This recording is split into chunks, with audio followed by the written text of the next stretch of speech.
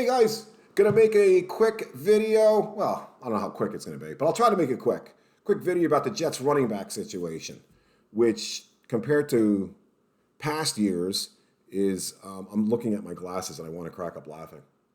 When you're 61 years old and borderline blind up close, you walk into a store and you see this, right? You see black, just a black frame in the front.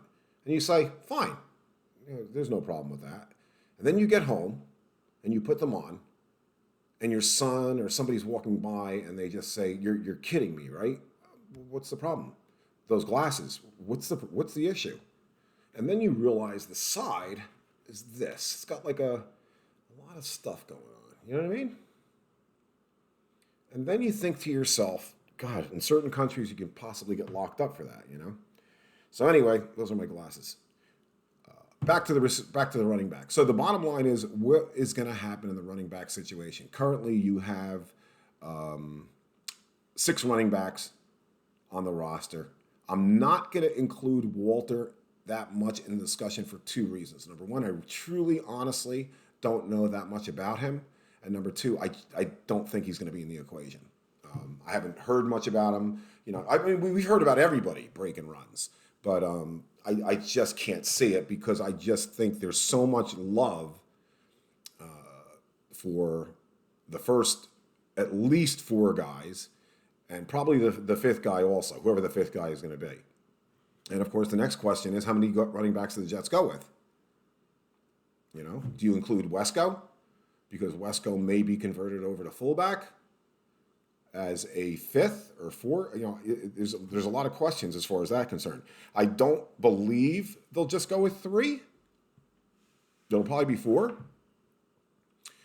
I can't see them going with 3 and Wesco. It'll probably be 4. And then the question is, if it's 4, who's out? And I think Tevin Coleman and Michael Carter are automatically in. And I do believe in the start of the season, those guys will probably get about at least 80, 85, 90% of the carries. That is unless one of the next 3 guys just mini explodes over the next 3 weeks. And that's a very good possibility, because it's not like our number 1 guy is a number 1 guy. I mean, Michael Carter can very well be a number 1 guy, but we don't know. We have no idea of that yet. So we don't have a true number 1 guy. So if we have those 2 guys that I think, and I could be wrong, that I think are going to get most of the carries, these next 3 guys are, you know, not too far off. Now, I do believe one of them has a minus that doesn't play that well into the floor system, and that's Josh Adams. You know, I like Josh Adams a lot. He's not a big receiver. He's not a big receiver out of the backfield. He hasn't shown that in his career at all. Carter has, at least in college. Coleman has. Even Ty Johnson has. You know, so that could possibly go against him. P. Ryan has in college. You know, that was one of the reasons he was picked. You know, he was a good receiver out of the backfield. So right off the bat, I like Coleman and I like Michael Carter. I like Ty Johnson a lot. I really, really do.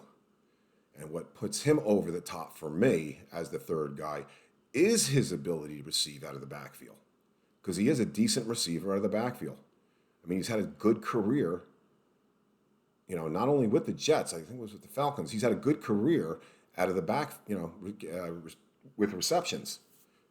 Now, does LaFleur need every one of his running backs to have that kind of versatility? No, he doesn't. But if that 4th guy isn't, let's say, a complete north-south bull, runs over people, running back, then I'm sure he would prefer just to have every guy have that kind of versatility.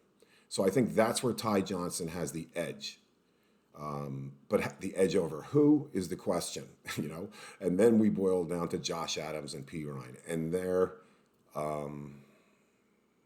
I like Josh Adams a lot. I just didn't see that much from P. Ryan last year that blew me away. I've heard the talk about big runs this year. And no, it's possible. It's possible. I listen when he was picked. I love the pick.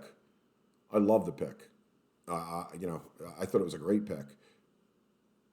I just didn't see. I didn't like what I saw last year and the times he was given an opportunity. Now, two things about those opportunities. One, they weren't much in the first half because of the absolute love fest for Gore, which, anyway, I don't even go down there because I'll have a heart attack. Secondly, by the time the offensive line really picked up and started to, gel as good as that offensive line could, I believe P. Ryan was out because the bulk of the carries were going to Ty Johnson and Adams, and not only were the bulk of the carries, the bulk of the yards. I mean, they had some, big games. The game against the Raiders sticks out. They had some really good games. So the question is, if it were to boil down to Josh Adams and P. Ryan, I would think it would be P. Ryan because he is a Douglas pick, Josh Adams was signed in March. He was re-signed in March. But when he was re-signed, there was no Carter, there was no Coleman. So at that time when he re-signed him, the Jets basically had the same running backs they had last year, minus Al Gore, minus Frank Gore. So that's where I think we stand as far as the running backs are right now. I think and for the record, I am a big Coleman fan. He's his ability to make guys miss is completely underrated. He is really, really good at that. When he gets into the secondary, into the linebackers secondary, he is a tough guy to catch and to bring down. And with this offensive line, if everything pans out the way it should, the way it could and should, there is a very good chance, the Jet running backs are going to have at least minimum decent good success this year. And if that's the case, who do you want running? Because of that, I am so excited about Carter. I really, really am. I mean, his tape is just, talk about triple threat, Yes, great runner out of the backfield. Yes, the versatility to be a good receiver. And yes, he will run your ass over, And that, to me, is an interesting pick. And I just love his whole attitude. I love his attitude. I love his personality. I love a lot of the draft picks' personalities this year. I think Joe Douglas, last year we went with the whole let's pick every single captain in college football. This year we seem to go with, of course, they have to have solid reputations. And we know Elijah Moore had that one thing. And when you listen to him talk, that's never going to happen again. Nothing even close to that. When you hear him talk about it, it's over. He's a good dude.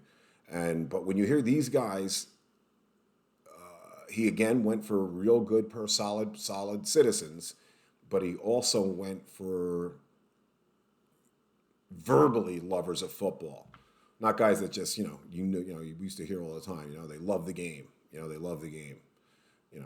But these guys love the game. This was an interesting draft. Anyway, getting back to the running backs, that's how I think it'll fall. I think it's going to be a Coleman Carter show. I think you're going to see Ty Johnson involved. I think there's a possibility, whether it's P. Ryan or Josh Adams, injury, whatever, where I'm sure they're going to get some action, whoever that person is. And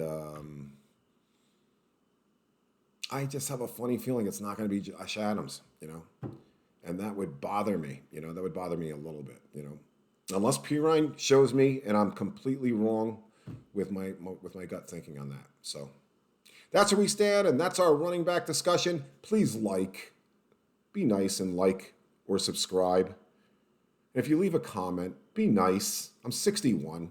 I don't have much more time left, Just kidding. Please like and subscribe. And we'll make more videos about, we're going to do a little offensive line video. We're going to do a defensive line video. We're going to do a quick linebacker video. And gosh, then we're going to do a secondary video. And after this secondary video, we're going to probably take some time off and go to an island because that's going to be a tough one. That should be an interesting position. I wonder where that position is week 1 and then where it is week 5 and where it is week 10 and where it is week 15. Because where it is week 1, if it's sort of kind of the same by like week 12, we did good. We did good. We're going to have a couple surprises out there. We believe in it. We'll see. Tough position. They did not touch that one at all. But that's okay. That's okay. A lot of faith. Thanks, guys. Please like, please subscribe. I'll come out with more videos, and I really, really appreciate you guys coming out and checking this out. All right? Thanks a lot. Have a good one.